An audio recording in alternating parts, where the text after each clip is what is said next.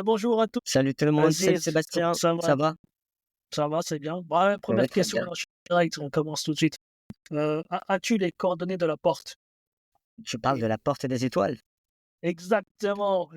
Bah écoute, ouais, j'ai chevron 1. Le chevron 1, il a été enclenché. Maintenant, je cherche les 6 autres. Je sais pas dans quelle Ah, c'est planète pas on va bon. atterrir. Ah, on n'est pas bon, on n'est pas bon. Mais par contre, Trump, il est bon.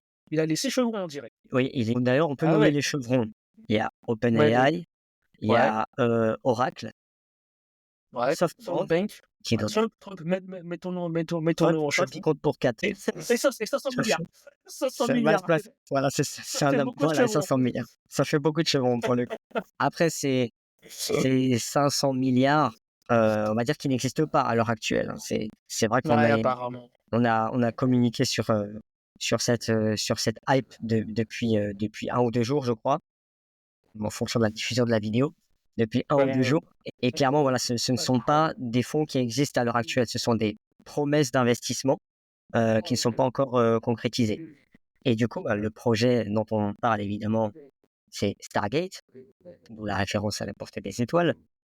Et à la série qu'on a bien appréciée étant plus jeune.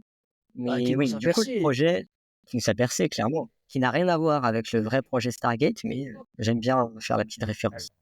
Et le projet Stargate, c'est, grosso modo un big projet d'installation de data center exclusivement dédié au développement de l'IA. Alors concrètement, c'est pas pour un secteur d'activité donné. L'idée, c'est de favoriser tous les secteurs d'activité, et de booster la dynamique économique et aussi le retour sur investissement dans tous les secteurs d'activité grâce à l'IA et grâce, à ces ressources qui seront mises en place dans le cadre de ce projet. Par exemple, le PDG de Oracle et le PDG d'OpenAI, devant Donald Trump, ont communiqué, directement en disant: «Bon, ben, voilà, en termes de santé, l'idée à travers ce projet-là, c'est, d'anticiper, bien en avance sur un prochain Covid», par exemple.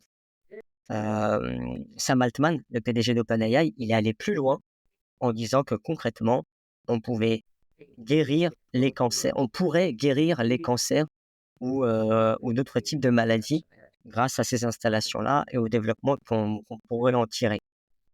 Donc ça Ouais. fait beaucoup de promesses, j'ai l'impression que qu'on est peut-être un peu dans l'abus, mais ce qui est sûr, c'est que moi, quand je vois ce genre de projet, c'est directement moi, je le vois comme une «contre-attaque» entre guillemets, contre, les avancées de la Chine dont on parle très peu, mais qui avancent très bien et très vite, notamment avec DeepSeek qui est utilisé, qui commence à faire pas mal de buzz, sur les réseaux sociaux. DeepSeek a fait très mal il y a quelques jours d'ailleurs. En lançant un nouveau modèle qui résonne, donc le fameux S1, appelons-le comme ça, qui concurrence directement le modèle O1, le O1 de GPT. Ce sont en tout cas pour l'instant, les deux modèles qui résonnent au public, c'est-à-dire qu'ils se fact-checked, ils se fact-checked avant de répondre. Est-ce que je dis, là, c'est pas de la merde par hasard? Ça réfléchit, et tac, et hop, ça balance après. Et chance sur Ouais, GPT, sur j'ai ChatGPT, pas ce truc essayé, est hein. payant. J'ai pas essayé DeepSeek. En revanche, je Mmh. vois ce que ça donne le système de raisonnement. J'ai pas été spécialement satisfait du côté OpenAI par rapport à ça.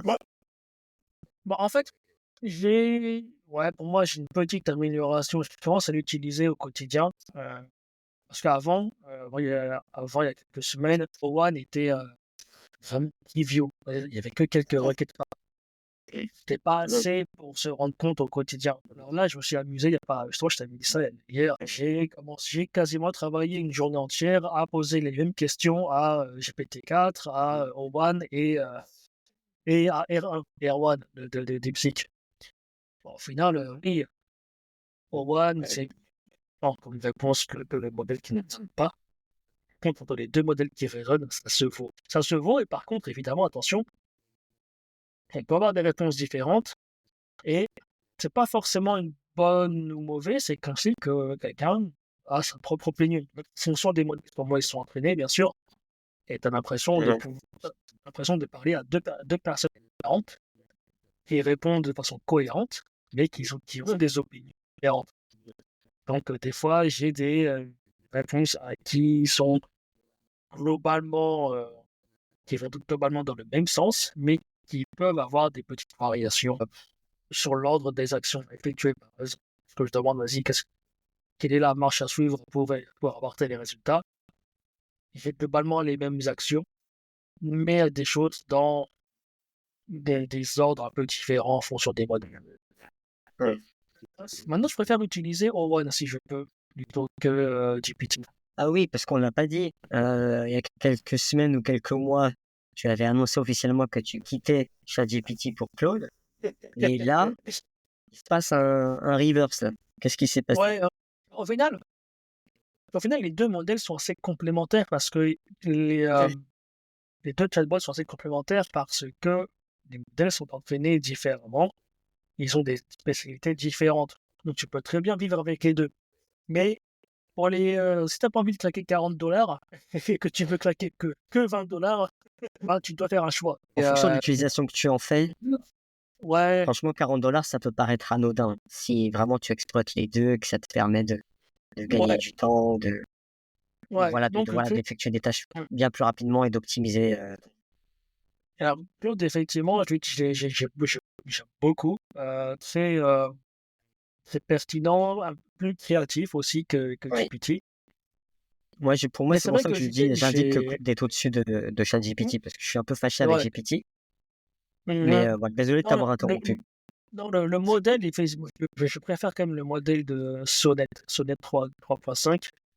Mais par contre, vu la suite de features qu'a ChatGPT, en fait, même s'ils ont un modèle qui convient un peu moins à mes besoins du quotidien, le fait est que tu as tout un écosystème qui s'est développé autour de ChatGPT, que tu fais beaucoup plus de choses, que tu vas sur Internet, tu as les custom GPT, donc que tu peux customiser ton propre GPT pour avoir tes besoins vraiment propres, et surtout tu peux utiliser les GPT des autres. Donc voilà, Oui, aujourd'hui, quand ça venait de s'élancer cette feature, on a été les premiers à dire, bon, on va voir ce que ça donne, ça dépendra du marché justement des créateurs. Et là, les choses ont le temps de se tasser. Les personnes, on va dire, qu'on peut suivre au quotidien, ont fait leur propre GPT, en quoi tu peux avoir confiance. Donc voilà, je me mets à utiliser de plus en plus d'outils de la suite OpenAI. Il y a c'est beaucoup plus varié, beaucoup plus complet. Si tu combines ça avec le modèle qui résonne au One, qui est un peu limité encore parce que lui, il ne veut pas aller sur Internet. Donc, mais il suffit de combiner. Après, voilà, tu combines les informations en fait, que tu as eues de Perplexity, par exemple, et que tu donnes ça à One et pour travailler. Et au final, tu t'en sors. Avec ChatGPT, je m'en sors pour l'instant. On verra. oui. Bah après, c'est vrai que là, on s'est un peu trop focus sur GPT d'un Ouais, côté, Claude de ouais. l'autre, et juste avant DeepSeek. Mais pour en Mhm, revenir au début au projet Stargate, toi, de ton mhm, côté, quel est ton ressenti par rapport à ça? Parce que c'est vrai que en 2-3 jours, maintenant, ce qui se passe sur LinkedIn, dès qu'on a une grosse info dédiée à l'IA ou à Salesforce, même si c'est un peu plus niche, voilà, on a les mêmes infos qui tombent dans notre fil d'actu, qui sont exprimées de manière différente, mais ce sont les mêmes, grosso modo. Est-ce que toi, de ton côté, tu suis plutôt l'école qui dit en gros, bon voilà, c'est juste de la hype, concrètement, il va rien se passer, ou tu te dis, ouais, non, là, s'il y a des promesses de dons faramineux et qu'il y a de grosses têtes autour de ce projet-là, bah, potentiellement, ça peut bouleverser les choses très rapidement. C'est encore trop tôt pour dire si c'est un effet d'annonce ou pas. En tout cas, ça annonce clairement la volonté de pousser, voilà, de mettre les bouchées doubles IA aux États-Unis. Et on sait très bien qu'ils peuvent faire des choses, on va dire des grandes choses, et on sait très bien qu'ils peuvent révolutionner. S'ils ont toutes les vannes, s'il faut jouer la carte du libéralisme à fond, C'est le cas. voilà, donc on va. Parce que là, en plus, dans ce discours, après, c'est passé un peu à la trappe, c'est qu'aussi, si j'ai bien compris, Trump a annoncé zéro contrôle du C'est ça. gouvernement. Ils ont levé toute restriction sur l'IA. Ah, là, si c'est open bar, attends, c'est un peu dangereux en même temps, mais ça annonce clairement que, bah, déjà, ça annonce clairement, qui a élu Trump. C'est évidemment, c'était une promesse, à mon a c'était forcément ça, une promesse, dit: «Bah, soutenez-moi les gars de la tech et puis après je vous ouvre toutes les portes». Voilà, ça montre, je pense, qui l'a élu. Il y a pas que, mais bon, voilà, et surtout que si on y va si on y va à fond, ah bah, avant la fin du mandat, on aura des trucs de ouf, hein. Bah, même un peu Ah, avant, hein, parce que là, on est sur une accélération, finalement, toutes les barrières ont sauté. Il y a cette ouais, accélération-là et je sais pas si tu suis un peu les échanges un peu houleux et hostiles entre, Elon Musk et Sam Altman. Mais, voilà, on a l'impression que, Elon Musk, il est un peu frustré de voir, Sam Altman, faire d'OpenAI qui était censé être, open source et donc il soit pas, on va dire, un ouais, organisme, heu, pro profit, qui était pas censé devenir, on va dire une entreprise, qui génère du profit concrètement, le devenir. Et le fait de voir finalement leurs disputes, parce que c'est vraiment des disputes, hein, qu'ils ont entre eux, ils se critiquent littéralement l'un l'autre. Et derrière, de voir le PDG d'Anthropic indiquer que, à partir de son modèle, Claude, potentiellement, il peut, anticiper sans sans hésiter que dans 2 ou 3 ans max, en 2027, pourrait atteindre, l'ASI ou à l'ASI, concrètement une super intelligence au-dessus de celle des humains. Encore faudrait définir ce qu'est l'intelligence concrètement. Je pense que l'intelligence au sens, tech du terme, c'est la manière dont on manipule l'information, comment on la contracte, la génère, et cetera, et cetera. Mais ça, ce sera un autre sujet. Et le fait d'avoir libéré les vannes et d'annoncer ce projet-là Stargate, ça ouvre d'abord les vannes à la concurrence aux États-Unis et elle est accrue. On a énormément de grosses têtes de l'IA aux États-Unis. Chacun avance avec à son rythme, à son petit bonhomme de chemin, mais là, de plus en plus, finalement, c'est la course à celui qui atteindra le premier. On parle même plus de AGI ou d'intelligence artificielle générale, ouais, c'est mais vrai ça. maintenant de super intelligence, ou Ouais. l'ASI, comme ils disent, de super intelligence. Donc on cherche même plus à être l'égal de l'homme, entre guillemets, mais au-dessus. À partir Ça du se trouve, ça moment, veut dire, tu vois, il y a un paradigme, c'est-à-dire, à mon avis, ça se trouve en back-end, ils l'ont déjà atteint. Le caché derrière, ils ont déjà atteint un truc, ça, c'est trop facile, on c'est passe à ça. l'étape Et au-dessus. même, et même pour te dire, Sam Altman, il a un discours un peu, j'allais dire un double discours, parce que il annonçait, je le suis pas mal hein, sur X, il annonçait qu'il fallait pas trop être dans la hype, qu'il fallait se calmer, qu'on pouvait pas annoncer des choses comme ça. Et 2 jours devant Donald Trump, il a dit que, voilà, grâce à ça, on pourra guérir, les cancers et cetera. Donc il indique à ses suiveurs de ne pas être trop dans la hype, mais lui, il va l'entretenir, d'un autre côté. Donc on ne sait plus trop sur quel pied danser avec lui. Elon Musk, lui, il veut pousser, la version 3 de Grok. Bah, le PDG d'Anthropic, je ne sais plus comment il s'appelle, lui carrément, il annonce, l'ASI, dans 2 ans, en 2027. Et là, tu sens qu'il y a avec cette accélération-là, bah, la concurrence, elle est de plus en plus accrue et on va dire qu'on va forcément, rapidement, avoir des bouleversements plus rapides qu'on ne le pense au sein des États-Unis, mais aussi, par extension, dans les pays européens qui vont naturellement suivre et réguler ce Ouais, qui se passe de réguler nouveau aux d'abord et après États-Unis. suivre. Ouais. Ouais, c'est ça.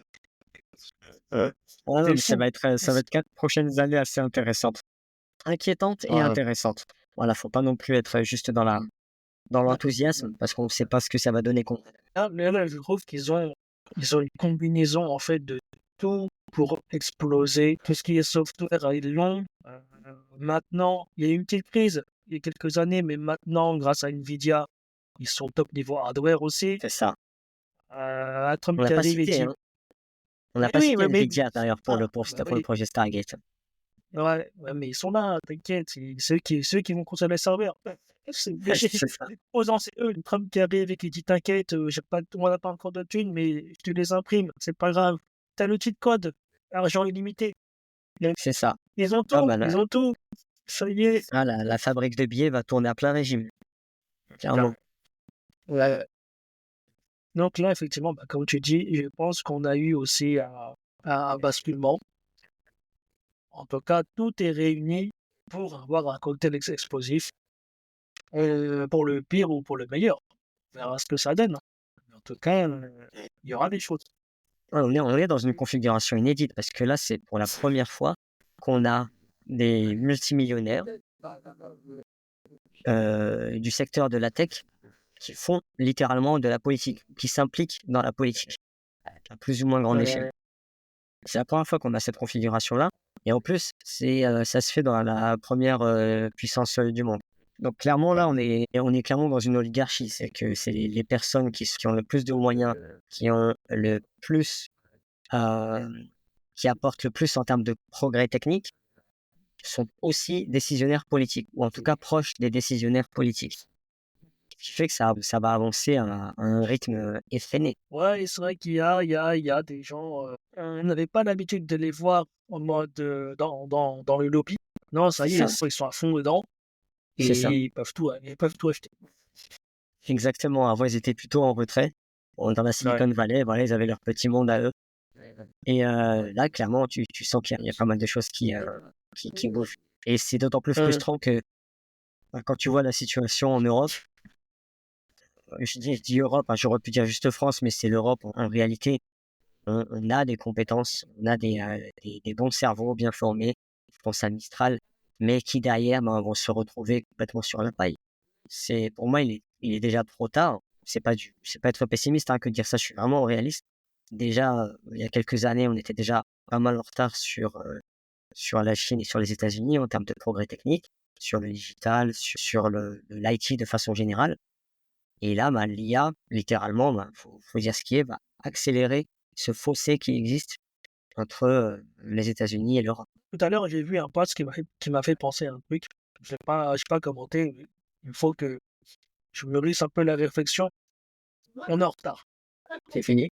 Mais est-ce que le génie français, c'est pas justement sortir un truc que personne n'avait anticipé tout d'un coup et qui sert justement de d'autres axes, d'autres d'autres angles de vue. Ouais. Par exemple, la France, c'est la troisième voie. Par exemple, tu vois, quand la France a fait des grandes choses, c'est parce qu'on n'a pas suivi les grands dogmes et qu'on a proposé autre chose. Je me demande si ça serait pas justement l'occasion de ressortir un coup fourré à la française, et dire que ah, vous faites la course à ça, à ça, à ça. Bah, nous, on va faire autre chose. Peut-être qu'on va utiliser cette technologie-là, on va l'utiliser, construire autre chose d'intéressant. Un autre modèle, je ne sais pas un LLM, un autre modèle de pensée, un autre modèle de voir justement la tech. Ça serait pour moi intéressant, ça serait peut-être plus sage que d'essayer de rivaliser justement maintenant avec la Chine et l'IA, Clairement. la Chine Non, et ça n'a les pas de US. sens. Ouais, ça n'a pas de sens. Je suis d'accord avec toi. L'idée, c'est d'essayer de voir une troisième voie possible ou une deuxième voie possible. Oui. Mais est-ce qu'ils en auront les moyens financiers, j'entends? Parce que il suffit que on commence à en entendre parler pour qu'il y ait déjà des offres de rachat par les grandes tech américaines, ce qui arrive le plus souvent. Ouais, on va voir. Après, je parle pas forcément de créer une autre boîte de tech ou je sais pas quoi, mais un truc, un autre truc. Pas forcément dans cette course-là, mais en tout cas, moi, j'ai pas d'idée. J'ai pas Ouais, d'idée, vous l'avez compris. ah, Vous voyez. mais faites quelque Même chose. celle ne viendra pas de moi aujourd'hui. Honnêtement, enfin, j'ai du mal à être. Enfin, ce serait intéressant concrètement, mais j'ai pas grand espoir, honnêtement. Même si, enfin, qu'est-ce que serait cette troisième voie ou cette deuxième voie par rapport à l'impact qu'aurait justement l'IA de façon générale? Je veux dire, cette deuxième voie, elle se ferait peut-être sur une niche, potentiellement, mais ce serait loin d'être aussi bouleversant que ce sur quoi travaillent les États-Unis et la Chine actuellement. Voilà. Tu pètes les gouvernements et tu mets justement le gouvernement collectif où tout le monde décide plus ou moins. Et dans ce cas-là, t'as pas forcément de bref. Non, non, non, ouais, ouais. Bon, on n'a pas les coups. Ouais. C'est quoi le deuxième sujet du jour? Non, quelle transition on pourrait trouver? Ben, oui, par rapport à Trump. Trump, il s'est attiré tous les, on va dire toutes les bonnes, oui, il s'est attiré vraiment la sympathie de tous les grandes têtes de la tech, Ouais. donc Mark Zuckerberg dernièrement, Bah, et évidemment Zuckerberg a fait son. depuis quelques semaines, Marc Benioff qui vraiment va être très enthousiaste à chaque fois qu'il va parler de Trump. On le voit dans ses interventions, hein, que ce soit sur les réseaux sociaux ou par vidéo interposée. Ouais. Voilà, il va indiquer que voilà, c'est une nouvelle ère. Il a Il est mis du temps ravi à de rentrer dans les pouvoir rangs, hein. contribuer. Il a Ouais, mis ouais, du ouais. temps à rentrer dans les rangs, mais ça y Ouais, est, maintenant, premier supporter de Trump, ça y est. Oui. non, mais tu sens, voilà, c'est ça. Il y a un retournement de veste généralisé. Ah oui, oui, oui. Clairement, tu sens qu'il y a une pression qui s'exerce parce que c'était pas du tout la position politique de Marc Benioff avant que Trump soit favorable en termes au niveau des élections. Ouais. Et bah, du coup, Marc Benioff, lui, évidemment, il a embrassé l'IA, Lui notamment aussi, pour. il veut la thune. Lui aussi, il veut un bout des 500 milliards. Lui aussi, il veut surfer, bah, clairement. Non, mais en revanche, ce qui est intéressant avec Marc Benioff, c'est que il a déjà une solution en place au sein de beaucoup d'entreprises. Et pour lui, ce sera facile d'intégrer ces IA et de faire adopter cette IA dans les environnements Salesforce. Déjà parce qu'il y met les moyens au niveau marketing, au niveau communication, auprès de ses consultants également qui poussent vers ce choix-là, vers cette direction-là. Et qu'est-ce que je voulais dire d'autre? Et oui, lui-même, il y va de ces annonces fracassantes, un peu comme on a eu dernièrement avec Mark Zuckerberg sur les potentiels licenciements ou sur le gel des, euh, mince, sur le gel des nouveaux emplois. Bah, clairement, on a eu sensiblement la même réflexion de la part de Mark Benioff.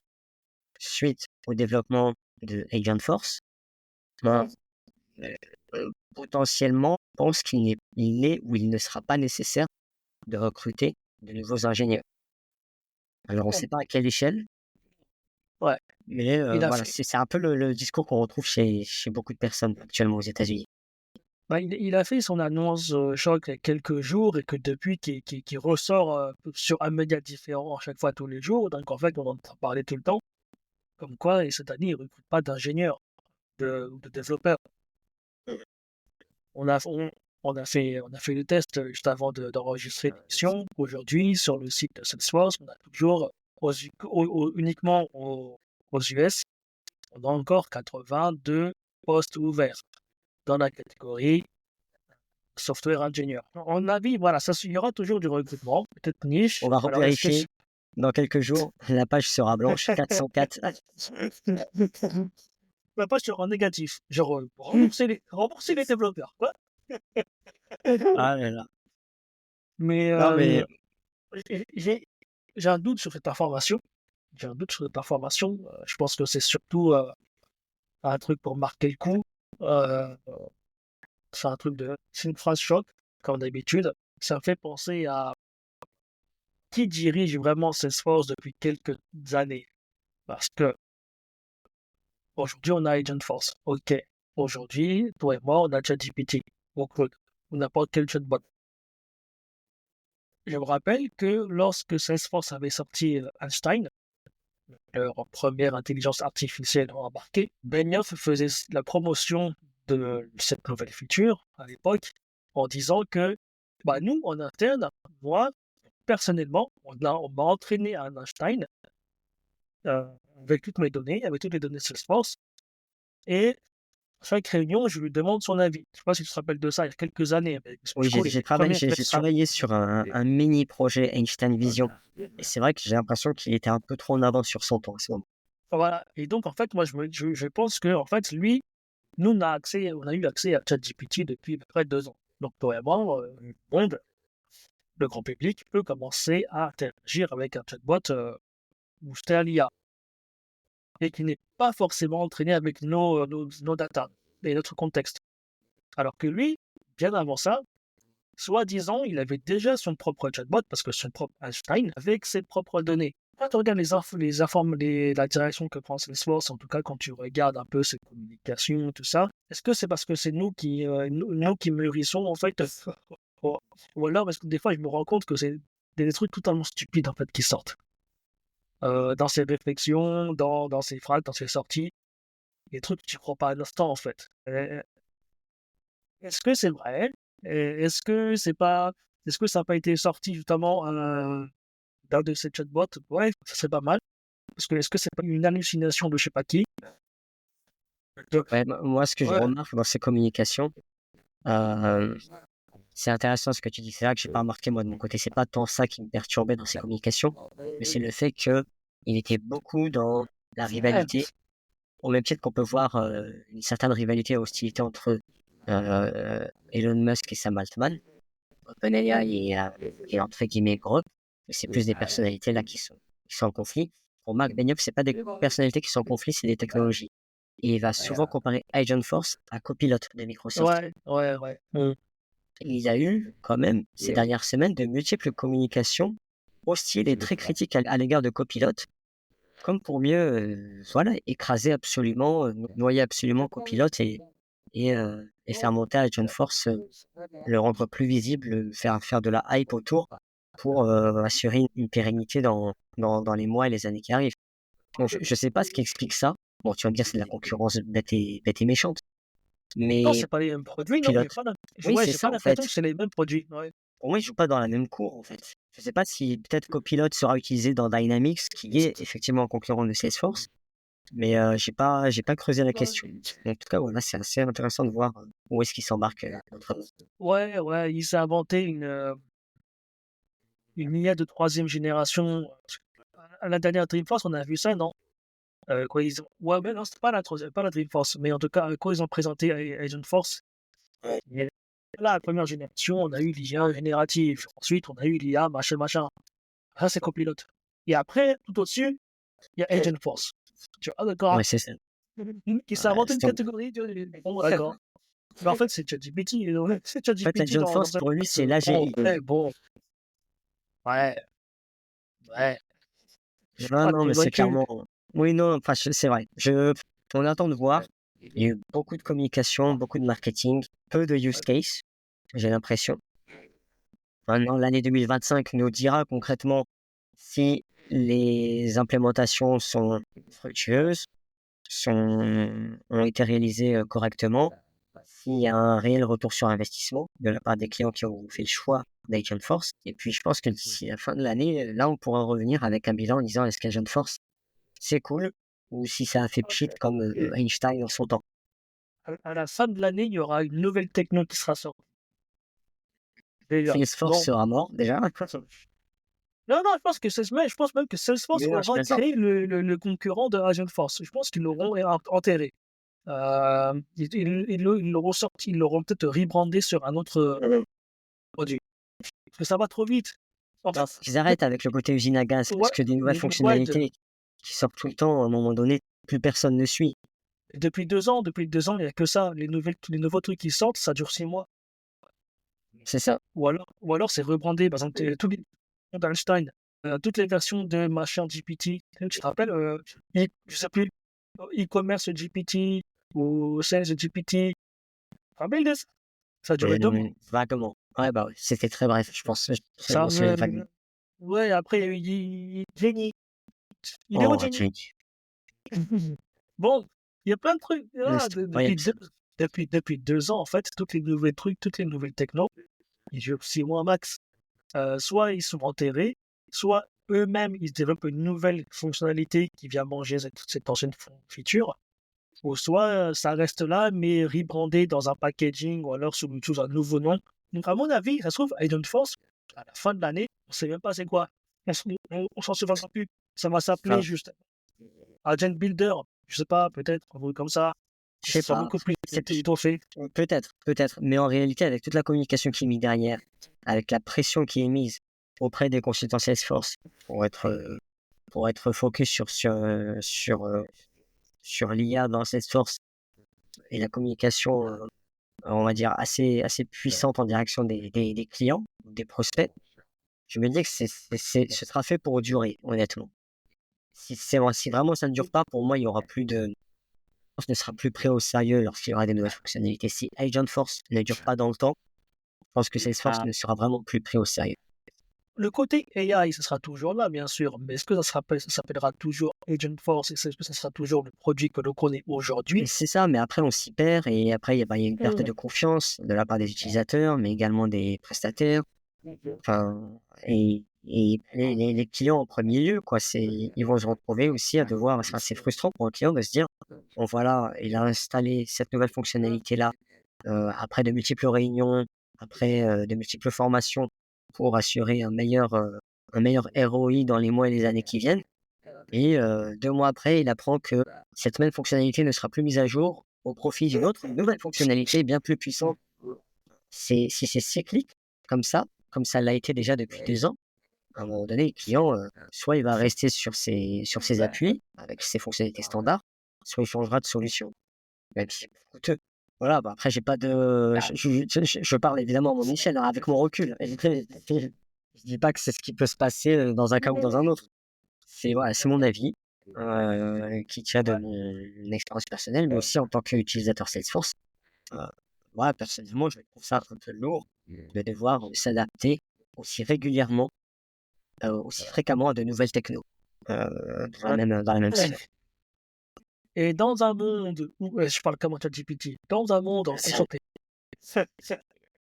dans, et surtout en Europe, bah, comme on l'a dit, pendant la dernière émission avec tous nos camarades, en Europe, en tout cas en France, mais je pense en Europe aussi, on n'a pas d'admin dédié. Donc on n'est pas aussi réactif pour les nouveaux produits. Il y a personne dans les boîtes pour faire de la veille. C'est ça. Moi, j'ai l'impression qu'il y a que les architectes qui font vraiment de la veille. Ouais, mais il n'a pas toutes les boîtes n'ont pas leur architecte, ils n'ont pas les Ouais, parce moyens qu'il est cher l'architecte, ouais, c'est ça. ouais. Ouais. Bah oui. Vas-y, tu payé combien? Je je n'ai pas de responsabilité d'architecte pour le moment, mais ça viendra très vite. Je suis certifié certes, mais voilà, faut concrétiser sur le terrain maintenant. Voilà. N'essaie pas Allez, de m'exposer comme ça à tu tout le fais monde. pas assez de veille. Tu fais pas assez de veille, c'est pour ça. C'est ça. Non, mais voilà. Bon, après, je pense que, ouais, à un moment donné, on finit par tourner en rond avec Salesforce parce que c'est vrai que c'est une frustration, assez commune Heu, finalement, dont on parle assez régulièrement. Et avec les gros mastodontes de l'IA qui commencent à se développer, bah, Salesforce n'aura pas d'autre choix que de suivre le même chemin. exact. Mais ça fait plaisir, au moins ils tentent des trucs.